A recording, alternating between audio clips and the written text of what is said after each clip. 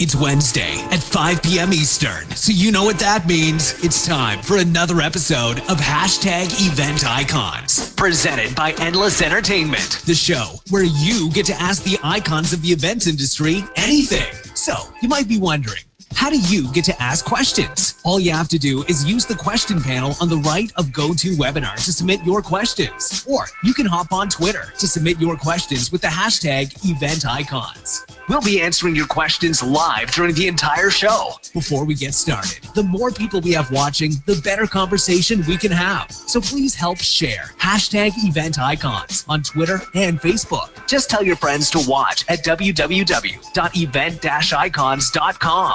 Now, without any further delay, this is #EventIcons with your hosts, Will Curran of Endless Entertainment and Laura Lopez of Social Tables.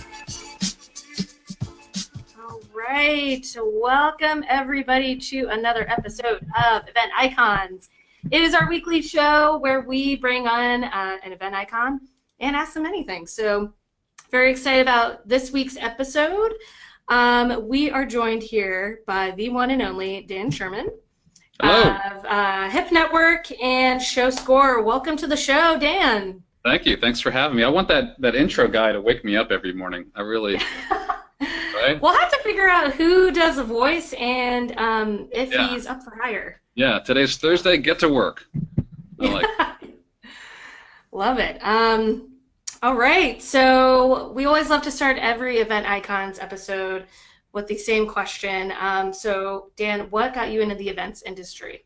Great question. I was born in the industry.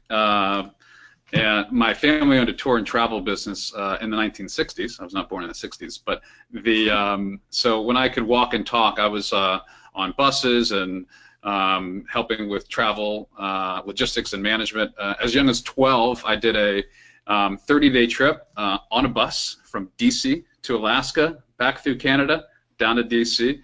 I was the kid on the bus, my grandfather driving, about 50 folks on this 30-day trip. And I was serving the coffee and taking the bags up to the rooms every night, cleaning the bus, and really just keeping them company. But it was a big learning experience going the road as young as 12. I'm not sure what the child labor laws were back then, but so that certainly didn't apply to the family business. But so at a young age, I like to say I have diesel in my blood on the travel transport side. And I work for TMS, one of the largest transport management companies in the United States for meeting events up until 2010. And then in 2010, I left the family business and started Legacy Sustainability Management, which was the first consultancy within the meeting and events world to do sustainability reporting. So we tracked and managed environmental, social, and economic impacts of meeting and events. So that was really the first time that event organizers, venues, and suppliers could really understand what the true impact is for that meeting in all three areas of the event. And then from there, that business was acquired in late 2012, and we transitioned to Sherman Hospitality using the same methodology and really focusing on the economic side. What is the economic impact of your meeting and event, and how can you use that as leverage in a negotiation with a host destination or host venue or other types of suppliers? And as you can see, as the industry continues to build up walls and create a moat to help tell our story about why meetings mean business. That was really the whole concept, and I think that is the evolution now that we'll talk about ShowScore in a little bit. But you know, me personally, I'm an entrepreneur in the business. Like I said, back in 2008, just to backtrack for a second, we started Hip Network, which is the first meeting and events group in DC for really what is now millennials back in 2008. And we got together doing networking and educational events over the last 9 years. And through that time, we've done 60 events, had 11,000 attendees, and connected over 40,000 people together in relationship to connection. So I'm really passionate about connecting buyers and sellers that are like-minded, or planners and planners together. So it's been a great vehicle for all of us who have participated within the Hip Network over the last 9 years, believe it or not, to meet a lot of our fellow industry stakeholders that we're going to drive a lot of relationships with. Heck, I even met my wife at a networking event. So, did you really? Yeah, that's awesome. Yeah, is she a planner, or is she part of? She was already a client, and I'm all about customer service. So it was really it was really that fact. But I think, yeah, you know, we spend so much time with our peers in the industry, get to know each other really well. Marriage is not the #1 goal, but the goal is to really connect like-minded people. So we were the first ones to really bring together the younger generation within the meetings and events industry, the Gen Yers and millennials, and that's really been what the brand's been all about. And you know, from 9 to 5, I do have other businesses and companies, and but that's really me. That's awesome. If you weren't in the events industry, it sounds like you've had a very long-standing role in the travel and events industry. What is there anything else that you'd be doing otherwise? Yeah, if I had to pick, I'd probably be a sportscaster of some sense. And, okay. Yeah, actually, I was in the Navy after high school, and when I got out of the Navy, I did dabble in a little bit of sports broadcasting as an intern, and I did some stuff like that. And but you know, it doesn't really pay the bills, so I think I went to version 1.2, and now I'm really excited about where I'm at. That's awesome.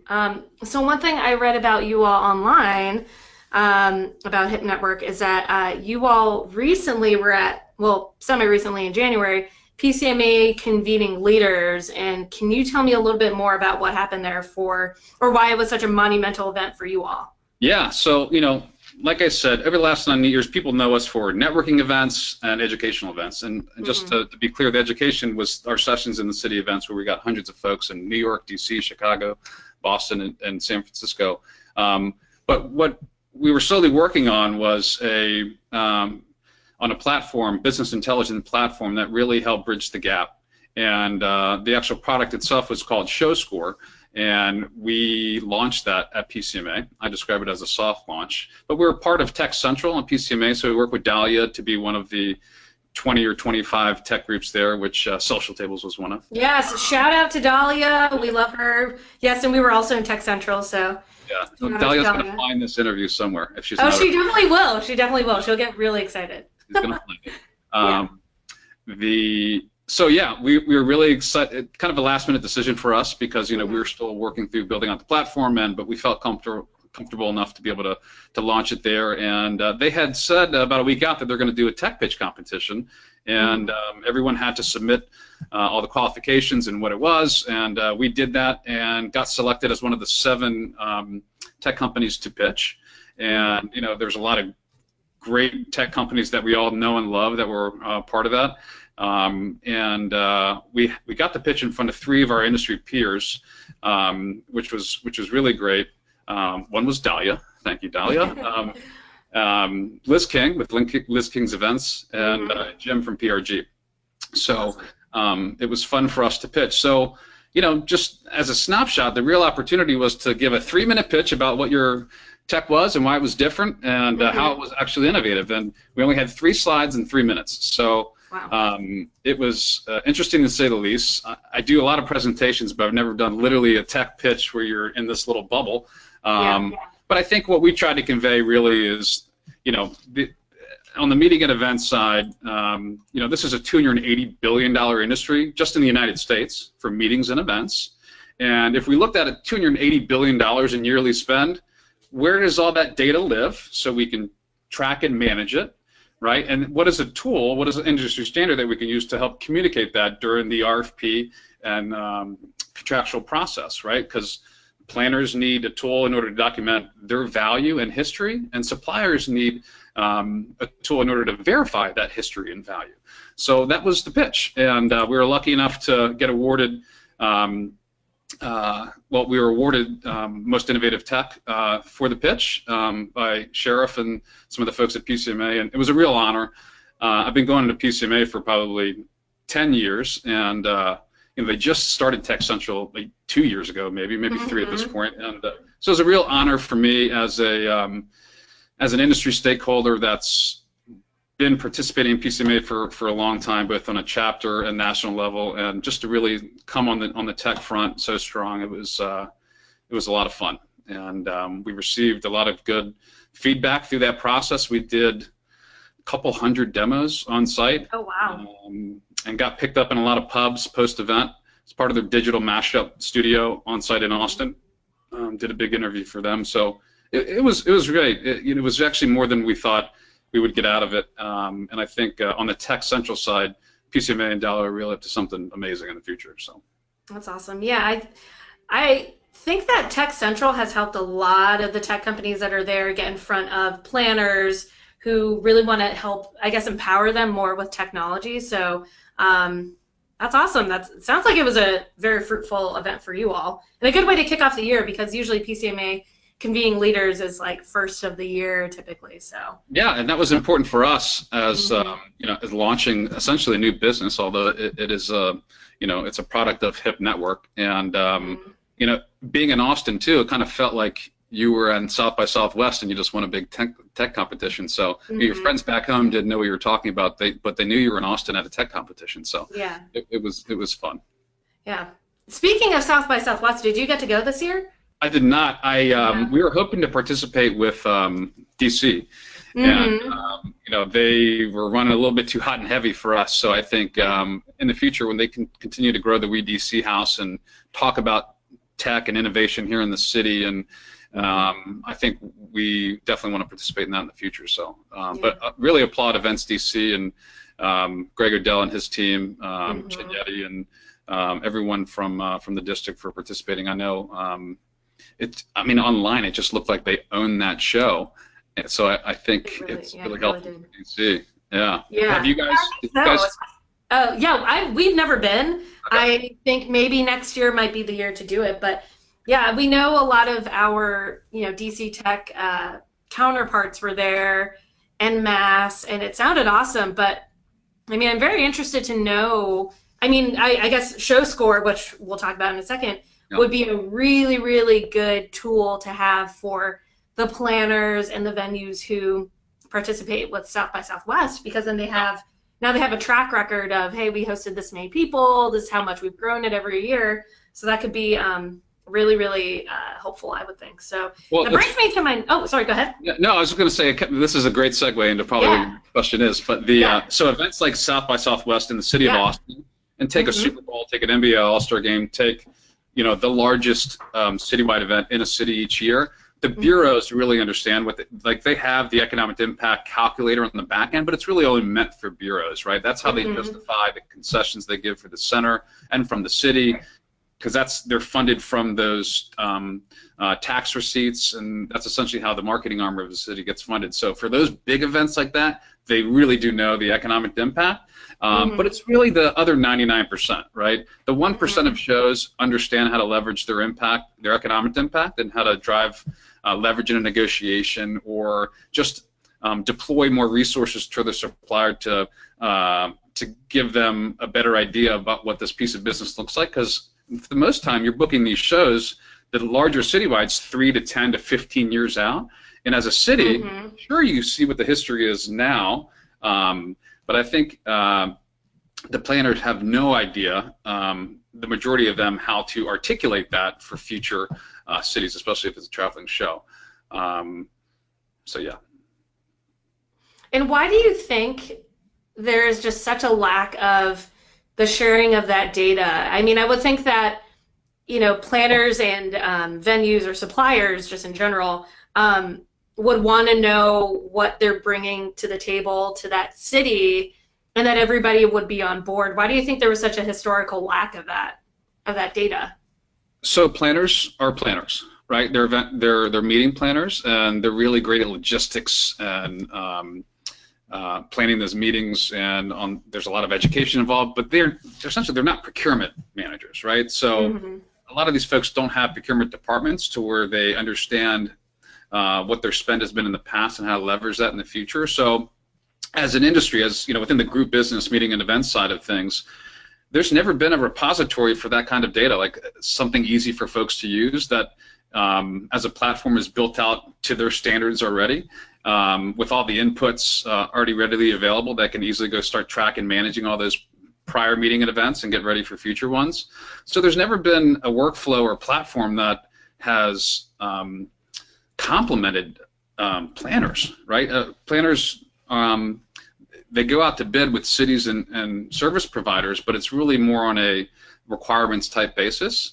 And essentially through a lot of, we did 6 separate focus groups with hoteliers, CVBs, and event organizers on the association and corporate side to really understand what the challenges were from the pre-event, on-site, post-event, of kind of sourcing an event, and reverse engineered kind of the platform to meet those standards. But backing up, just to be clear about the actual platform itself, so ShowScore itself is a data repository for all of your event history, right? All of your spend.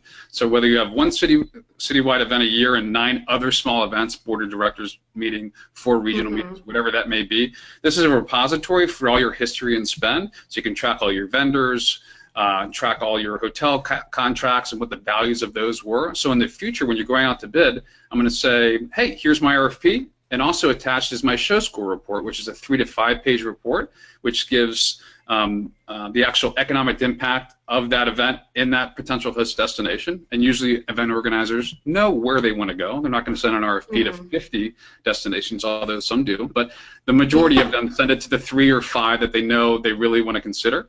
And then they also have the history that they're pulling in from the platform that goes within that report itself. So how I compare it, and I might have told you this, is that it's like when you're going to trade in a car or buy a car, right? If you're going to go buy a used car, you want to see a Carfax. What is the verified history of that show? And if you're going to sell a car, you're going to look at the Kelley Blue Book. What is the value of my show? Same concept with ShowScore. What is the verified event value and history of that show? So for one, event organizers and planners use it as leverage in a negotiation, whether it's to drive down hotel rates or increase concessions from a supplier or decrease rental from a center. And on the supplier side, these salespeople need ammunition to go get their DOS or general manager to sign off on this deal, because this organizer is driving a really hard bargain. But you need to provide them with ammunition and information to make better business decisions. And as we see it on the electronic RFP side, and those are 50% of RFPs right now, most of those, they say it's RFP spam, but it's only RFP spam because there's no details in it, right? So when someone sees a lead come across with no details or history, no one's going to really pay attention to that. So the idea is that in the future, if an organized event planner will have a ShowScore report and send it proactively, but if a hotel gets an RFP without a ShowScore report, they'll have the opportunity to go run one on our platform and get a verified impact and history based on the data we have in our repository. So we're trying to streamline that gap. In the future, it's all about transparency and business intelligence, because every party wants to make better business decisions. And this is something that you're going to see the C-level on associations and corporate side, since they're understanding the value of their meeting and events now, to really harp on planners in order to aggregate this information in a quantifiable way. And then, every hotel GM or DOS or national salesperson from a CVB or a hotel wants this piece of paper. They want this document to go to business to review, to pitch their case about how they're going to respond to this RFP.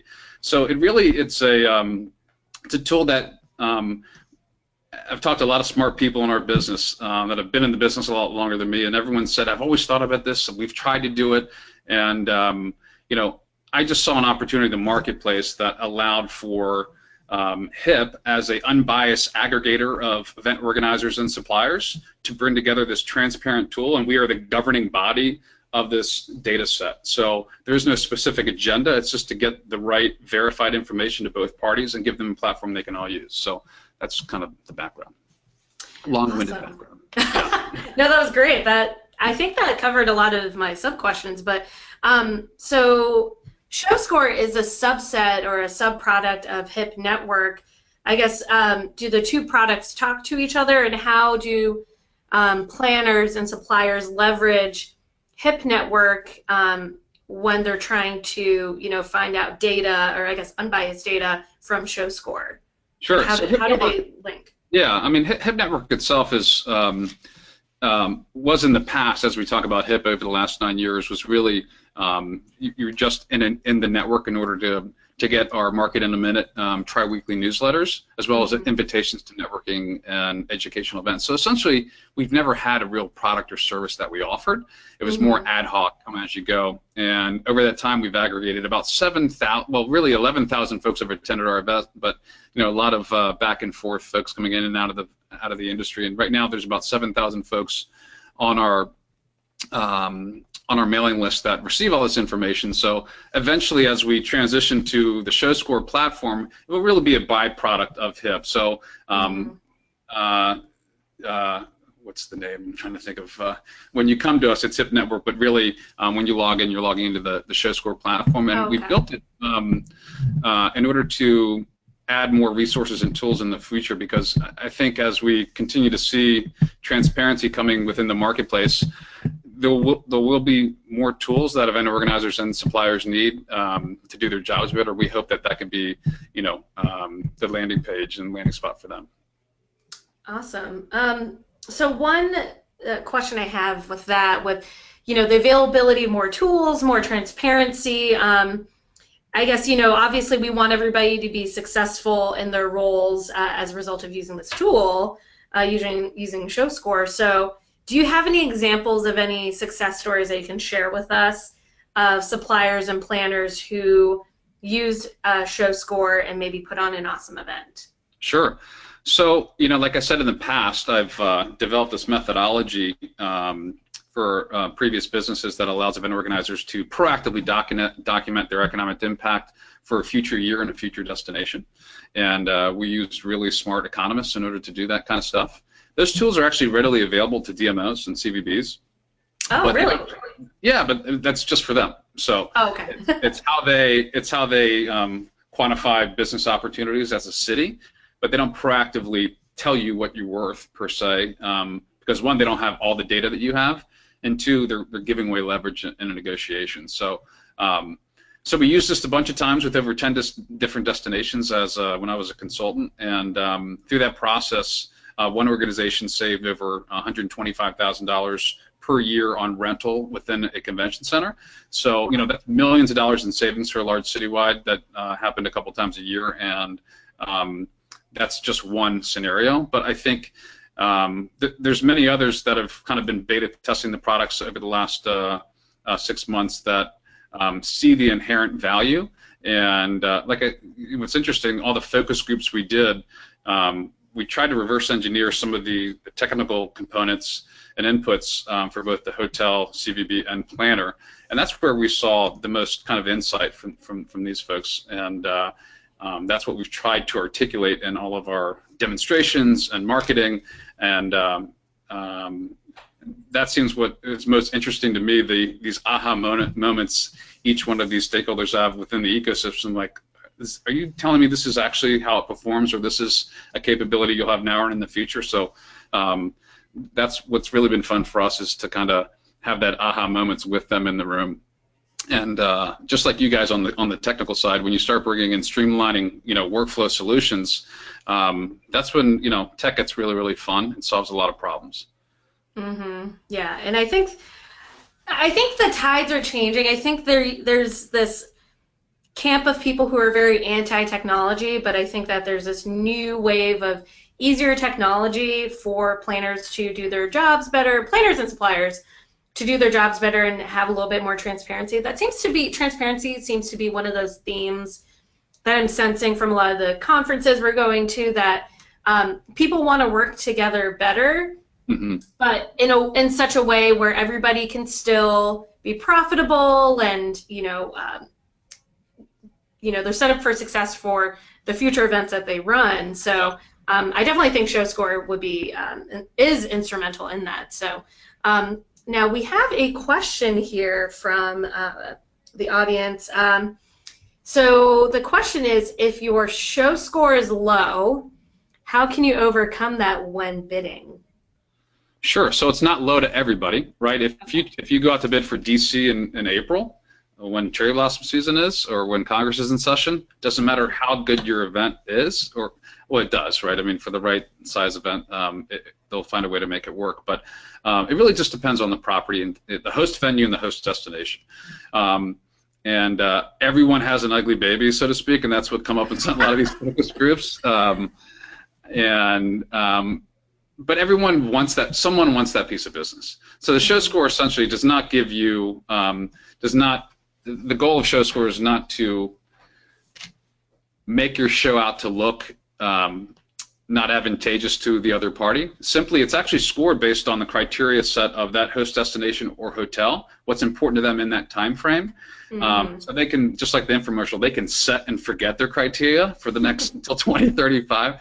Yeah. I want to make an infomercial for this product, by the way. Just you should. Actually, that'd be hilarious. You should definitely do that. I think I get some clicks. So they can set it or set it or forget it. Now you're just going to keep saying set it and forget it. So. Yeah, I love that line. You know, planners also input, you know, what they're looking for, and through those two criteria matches, that's how we get the show score itself. So it's really an unbiased, independent scoring model.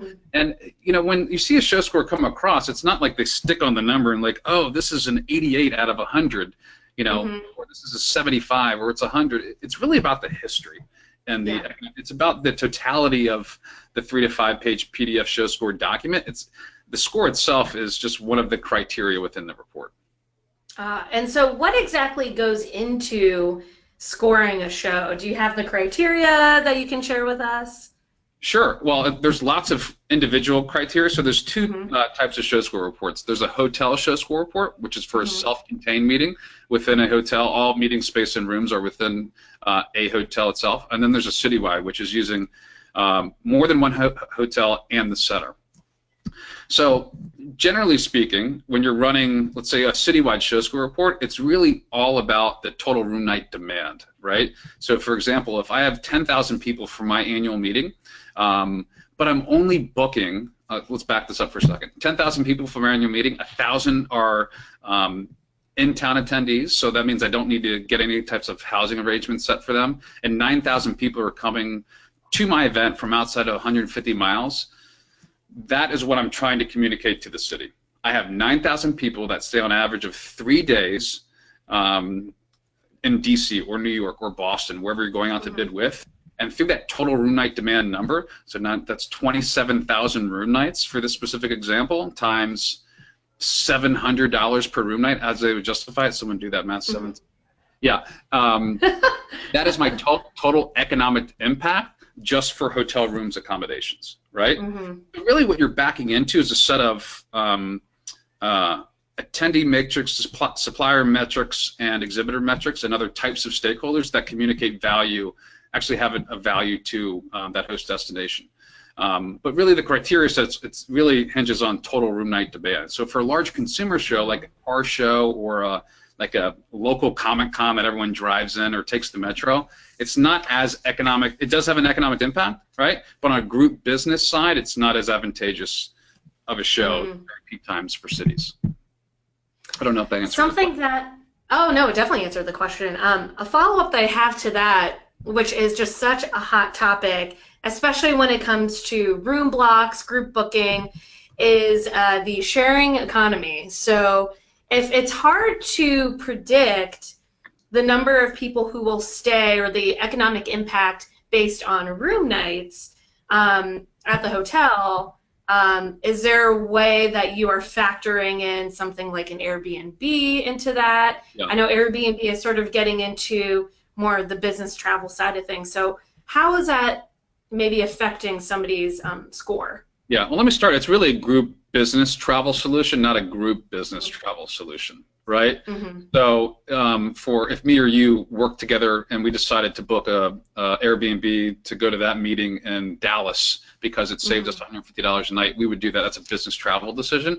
But on a group business meeting and events side of things, you know, event organizers have a housing block.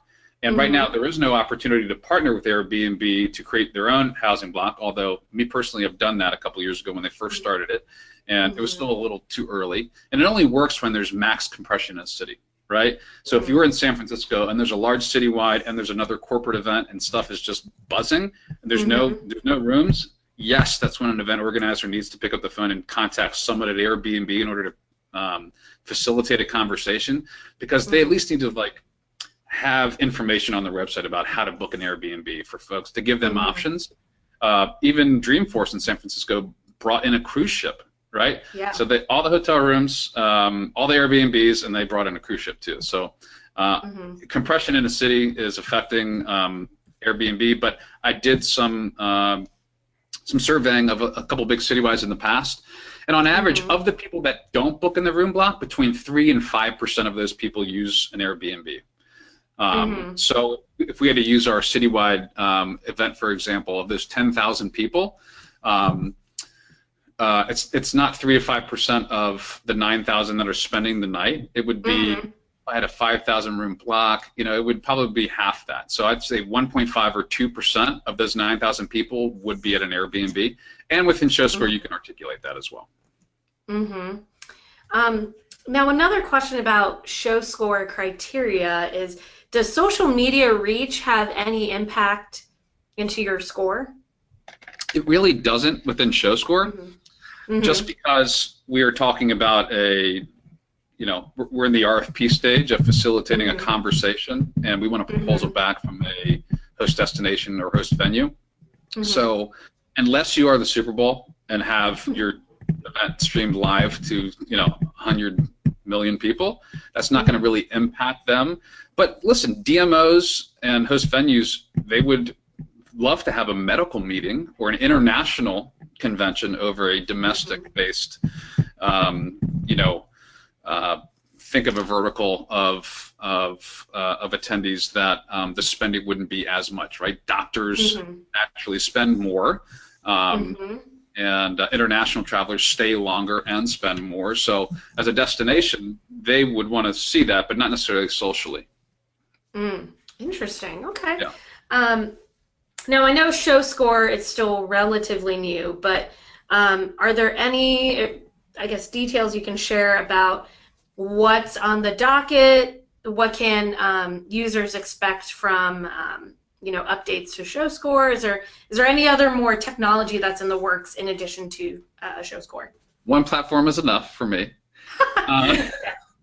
But, you know, we are thinking about other modules, right? So that's what we talked about, having the ability and flexibility to add different modules in the future, whether it's customizations for large enterprise-based B2B marketers and publishers and event organizers, or it's us thinking that we have to have another module.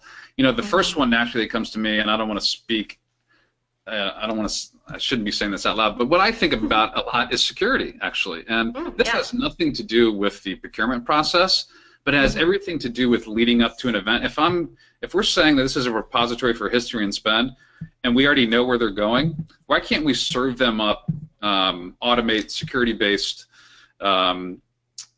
reports based on what's happening pre-event, on-site, and post-event, so they can understand what's happening in the city based on certain types of alerts that they want to see within, you know, a vicinity or radius of the convention center or whatever their host venue is.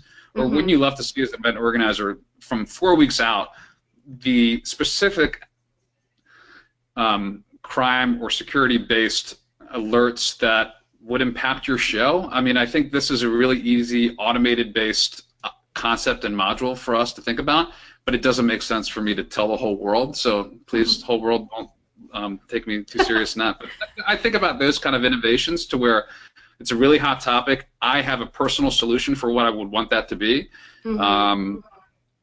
but it's too early to bring it on. We have to have the platform be successful first, and the idea that ShowScore is an industry standard that both the buyer and seller want to see.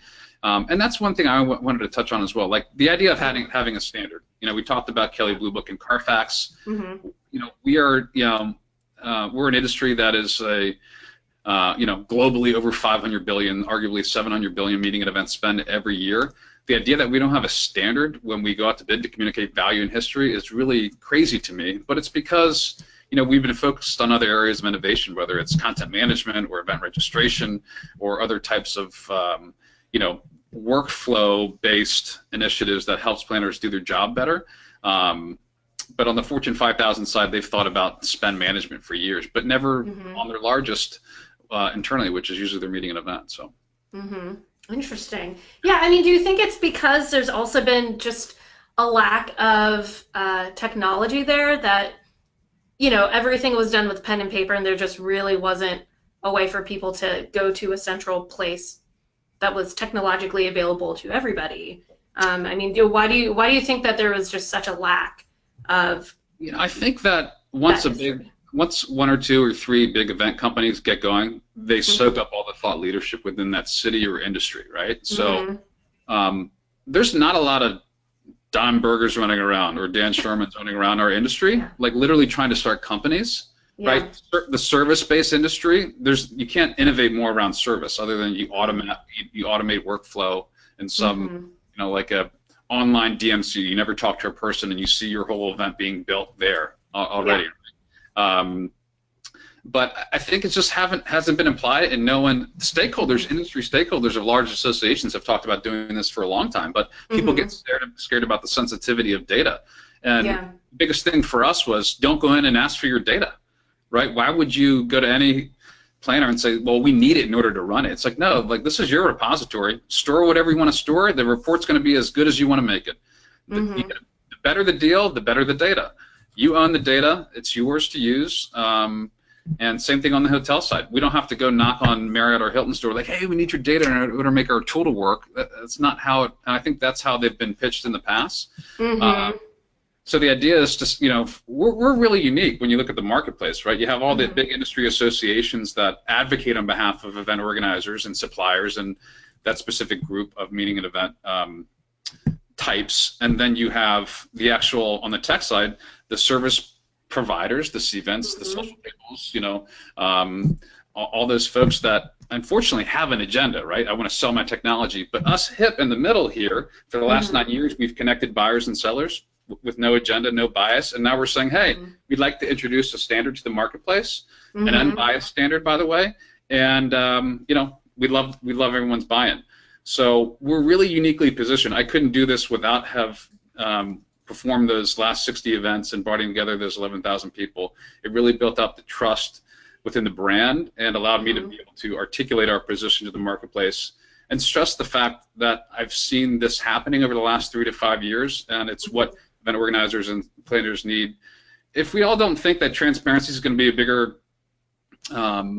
trend within our marketplace, we're kidding ourselves, right? That's like saying, no, we're not going to market our stuff through Facebook or LinkedIn or where everyone's at. We're just going to continue to send mailers and see if we can catch someone's eye. It's like, well, that's pretty ignorant. If you don't think the buying process is going to be transparent and be based on 1 or 2 essential business intelligence platforms, I think you're kidding yourself, just because that's how you're going to drive value to your stakeholders. When your C-level comes knocking on your door like, hey, what did we spend with Marriott last year? And you have no idea because you've never tracked it. That doesn't make a lot of sense. So provide them an easy tool that's not Excel. 87% of folks use Excel to track history and spend. And that's assuming they actually go back and track it. When you do a contract with a hotel for 1,000 rooms on peak times 4 days, I mean, so that's 4,000 room nights times $200. That's your economic impact for just that hotel. You should be riding around town saying you're worth $1 million to Marriott in this year at that hotel, and use that as leverage for all the other Marriotts you do business with. But that's not how this industry works. The brands and the DMOs really own those conversations and data sets. So I think we need to empower the event organizers with a really easy platform that's functional and data that they own. So. All right. So we have a question in from the audience here. Let's see. So, actually, we got 2 questions. This is great. So in these sort of like two-way services, there's always been initial interest by the hotels, but very few buy-in, reducing the value of the service. So what incentives are you all offering to hotels in order to really invest the time and resources in using ShowScore? Yeah, good question. The ShowScore report doesn't matter if a hotel is ShowScore preferred or not. But the advantage of a hotel being ShowScore preferred is that they get to set their own criteria. So we set the criteria for them based on the destination and based on trends within that hotel group business space. So essentially, people are seeing ShowScore reports with a score that is not relevant. Well, it's relevant to what we think the market is doing, but we talked about the set it and forget it. You can have different criteria sets every day for the next 10 years based on occupancy, or you can literally set it based on specific group types. So, we've had a lot of big conversations with the brands, right? As a brand, what are they thinking about in the future?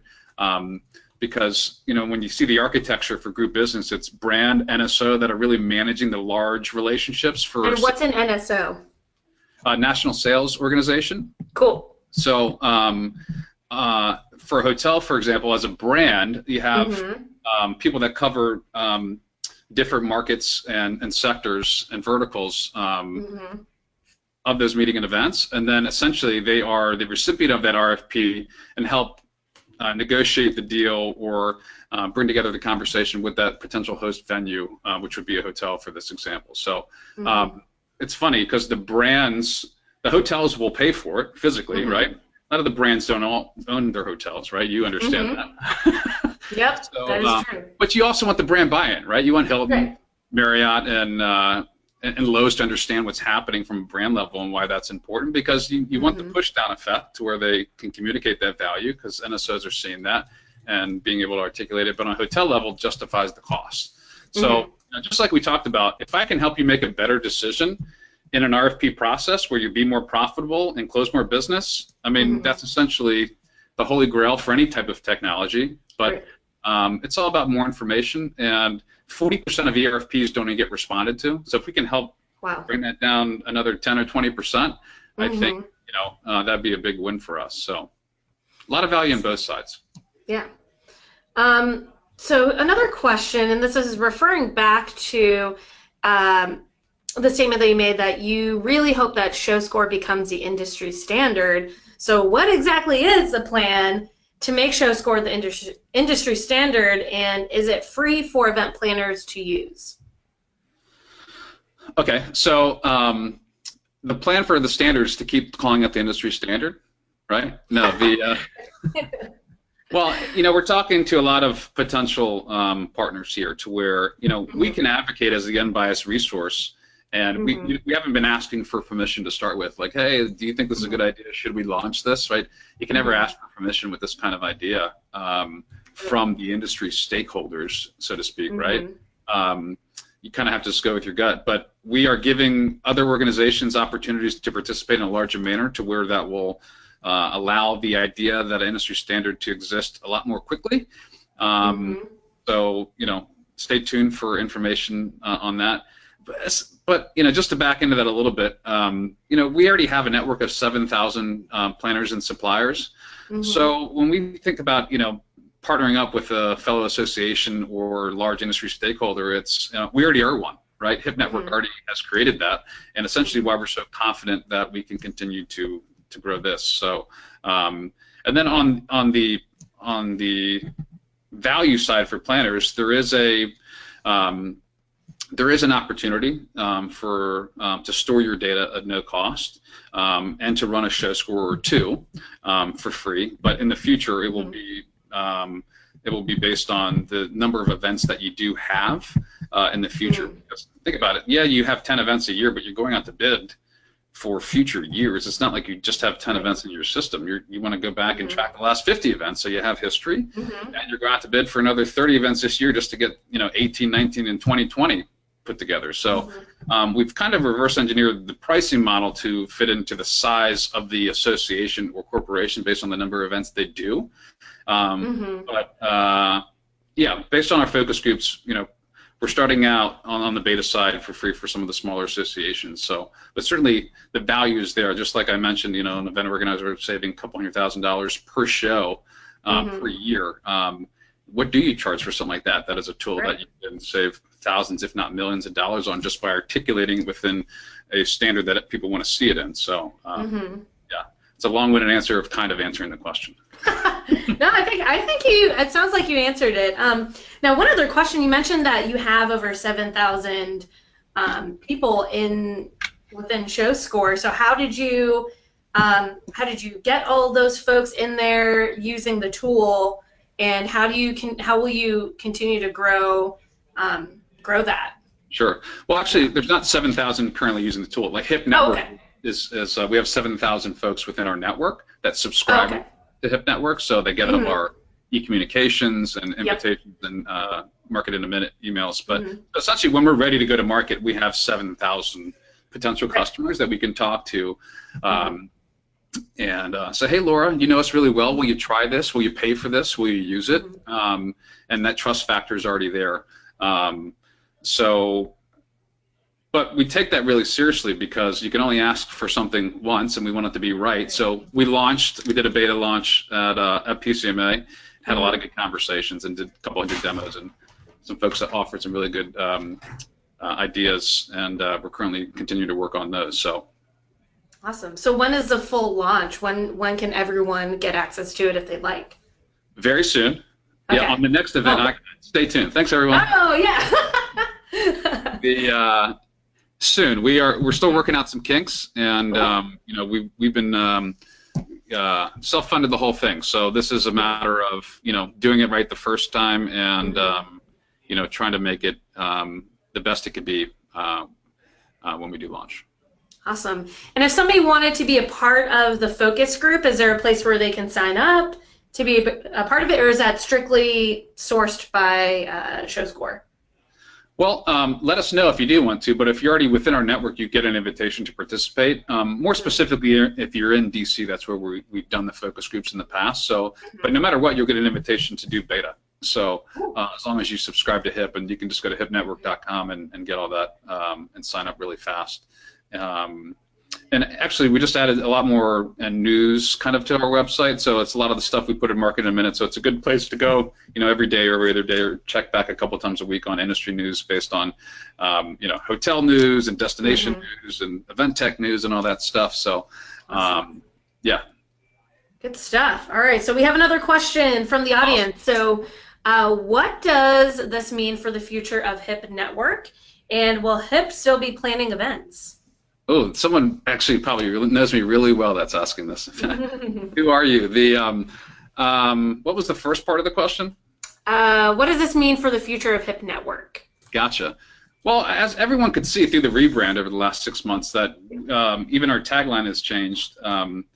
It's empowering meetings and events intelligence, right? So we're a business intelligence company, and we are probably going to do some sort of educational event in the future. Our Sessions in the City is our most popular educational event. It's a TED-style talk conference. And usually the format is from 3 to 5 is 3 to 5 TED-style talks from event leaders within, the acronym is BEST, Big Data, Event Design, Sustainability, and Technology. And then we have a large networking event after that. So that's something that works really well for us. So we're in between what we're going to do on that side, but obviously we're focused on the technology side, because that's the idea that we can bridge that technical gap for buyers and sellers is a lot more fun for someone like me.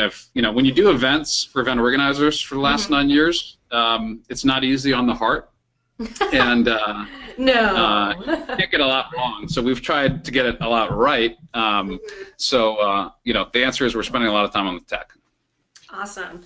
And then that event, when can we expect it? Sometime later this year, possibly? Oh, we had our last one in November at the new Marriott M Street. They call it the Georgetown, but it's not really in Georgetown. And they just did a $25 million renovation on rooms and space, and we had over 200 event organizers and suppliers there. And 70% of our folks at our events are association corporate planners, so super planner heavy is our concentration. So usually later in the year, when we have more stories to tell, we can see what happens through the year as far as industry news and innovation. And we want to be able to clearly articulate our platform and technology as well. Awesome. Well, we are actually winding down the show. I cannot believe an entire hour has passed. Yeah, this has been great. So if you could only pick one, so we like to close, I should probably back up. We like to close every show with the same 2 questions. So if you could only pick one, what is your one tip you have for event planners? I think it's a little corny, but I think it's ethics, in respect to being transparent, and as an event organizer or planner, the idea that you are not taking advantage of the system, which some folks can and do. As an event organizer that spends lots of dollars with hotels and destinations, there's lots of opportunities to do lots of stuff, and I'm a little bit more conservative on that side. And the second one is just show up, right? The idea that I produce networking events, or have done that in the past in order to drive professional value for me and other people that participate. It's all about showing up. So it's, you know, when you literally like, man, I did not want to go to this event tonight, or I don't want to do this meeting, or I want to cancel X. It's like, just show up. It's going to be worth it. And that's kind of how I live, you know, my professional career on that one line. Awesome. So don't be a flake. That's yeah. Don't no-show. By the way, if folks are listening that have no-shows to our events, I know who you are. RSVP. And we do know who you are. Yeah. If you don't check in, that's awesome. Which gives me a great segue to our last question here. Do you have any new and cool resources that you want to share? Events that you think are really worthwhile attending? Websites, blogs, books, ebooks, gadgets. We had one guest previously who gave us his the name of his favorite scuba mask. So what resources do you have to share with us? You know, I think on an industry side, I think you know, Velvet Chainsaw has a great blog. I think obviously Skift is really interesting. They're approaching the travel and hospitality space like no one else ever has. They don't have as much meeting and event news like I would want to see on the group business side. On the tech side, you know, we use Feedly in order to aggregate lots of different news sources and help communicate that to our folks, and that's a resource where you can aggregate lots of news stories from different folks. You know, honestly, there's not a lot of new tricks in the bag for me. It's it's really just you know, we kind of keep the pulse of the meetings industry, so we get a lot of information from a lot of different resources, and all those resources are really great, whether it's business travel news or Travel Weekly, or actually one thing I wanted to mention is what's interesting in the space is the sustainability side, right, is the environmental impacts of meeting and events, and Greenview actually produces the Green Venue Report, which just opened for 2017. So you can check out the 2014, 15, and 16 Green Venue Report, which has gone from like 20 convention centers in the States to over 60 in the world, comparing and contrasting trends within environmental sustainability. And they're also doing the Green Lodging Report. So the idea that will be more transparency on the host venue and host destination side is super interesting to me, and something I keep up with, and I'd encourage you to seek them out as well. Awesome. And where can we find those two reports? You said that they should be coming out sometime soon. Well, you can see the old ones, but the survey is open for future years for convention centers and hotels. But you can actually find it on our website. On our homepage, hipnetwork.com, you'll see event sustainability and wellness. Awesome. And under that is some of the links to those physical reports, or greenview.sg is their website. Okay. Yeah. They're based in Singapore and DC, so a big worldwide company, and shout out to my boy Eric Ricarte. Yeah. Awesome. Love it. Any other? Say again? I think I Any other resources you want to share? You know, I think that's it on the resources side. You know, obviously PCMA and ASAE and MPI IE are continuing to innovate faster than they have in the past, and it's exciting to see what they're doing. So yeah, all the traditional folks, but I think they're innovating faster. So. Awesome. Well, thank you so much. Hey everybody, thank you so much for tuning in on today's episode of Event Icons. Dan, thank you so much for being a part of today's show. This was great. Thank you, Laura. It was a lot of fun. Yeah, thank you. And for everybody watching, if you would like to meet an event icon on a future episode, throw them into the comments, or you can tweet us at Event Icons. I have been your host for today. I'm Laura Lopez of Social Tables, and we will see you next week at 5 p.m. Eastern. Thank you for joining us for another amazing episode of #Event Icons. To catch the transcription and all of the resources mentioned, head to www.helloendless.com/blog. This week's episode will be posted and available by next Tuesday. Also, let us know what you thought about this week's episode. Share your biggest takeaway and join the Twitter conversation sponsored by Alex Plaxton and Little Bird Told Media. Just like your post with #Event Icons. We'd love to hear from you. Thank you again for joining us. We'll see you next Wednesday at 5 p.m. Eastern, right here on #EventIcons.